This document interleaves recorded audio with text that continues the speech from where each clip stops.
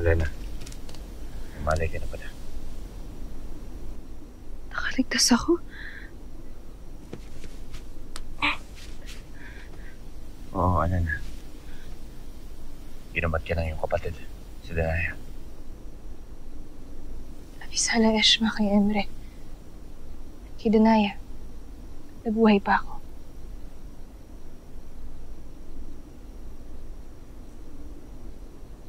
Elena, may problema ba? Nalulungkot lamang ako. Dahil sarili ko pang inang nanakit sa akin.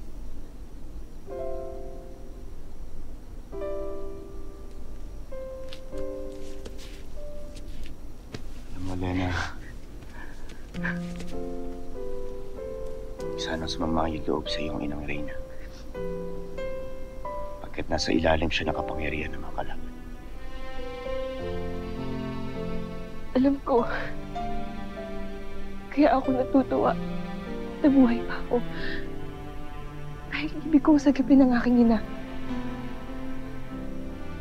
Nais ko siyang ilayo kay Hagorn. Ang sagot na magkakasama ulit kami. Kami ng aking mga kapatid. Alam, naniniwala ako na mangyayari ang mga bagay na yan. Kaya Tana, kinamayo ka.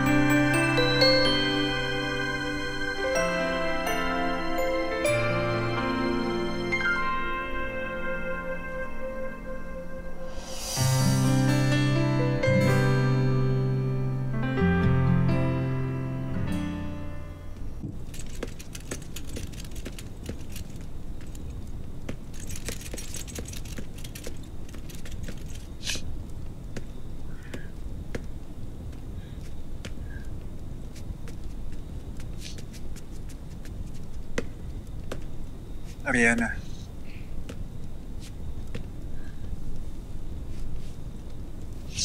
Bakit?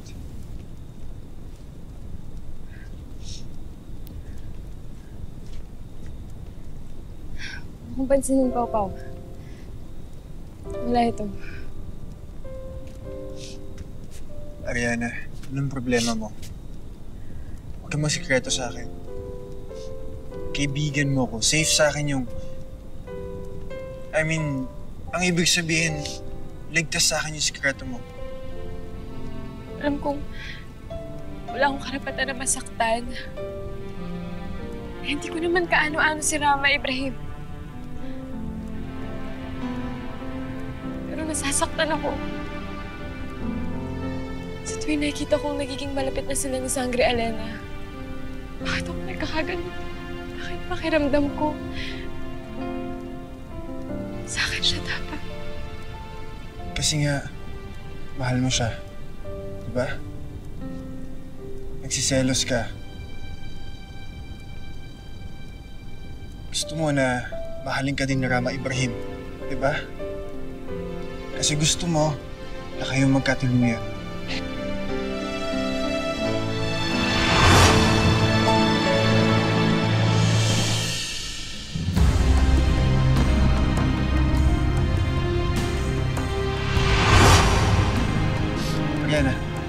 Ariana, bakit?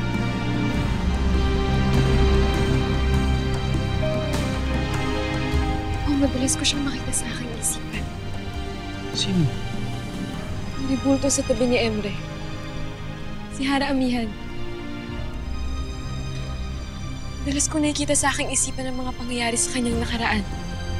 Nakita ko ang nakaraan nila ni Rama Ibrahim. Hindi ko maintindihan. Bakit nangyayari sa akin?